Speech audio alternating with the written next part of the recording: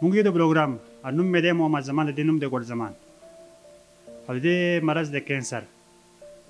او د دې په علاج باندې ډېرې زیاته خرچه راځي زموږ دونه وس نه لګي او دې نه مې نه چې دی نو زموږ یو ورور بیمار و هغه هم په کینسر باندې و نو هغه موږ علاجونه ورته ډېر زیات وکړل دلته هم علاجونه وکړو بیا که د پېښور ته هم پېښور ته بوت هغه هلته علاجونه ورته وکړل خو هغه پاتې نه شو هغه پاتې شوی دی نو چې 3 میاشتې د هغې وشوې نو هغې ورپسې بیا دی کینسر بیمار شو نو دلته موږ دلته علاج ور شروع کړی دی خو دلته چې وس دی ډېر د علاج پرې نه کوي او زموږ دونه وس نه لګي ستنې دغه مو پیسو الو ډریپونه دغه مو پیسو دغه الو او نور ته ګولې مولې کوم چې دغه دویانې د ټول د پیسو باندې او زموږ وس نه کېږي چې زموږ وس کېدی چې بیا هم یو خبره کوي کم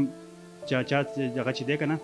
دا اوس چې موږ دویانې ولیکلې هغه موږ ډالو د انور لیبارټري سره سټور دی هغه کې مو راواغستې یاره وایي هغه ډاکټران دا خبره کوي چې یو شوګانو باندې 25,000 روپۍ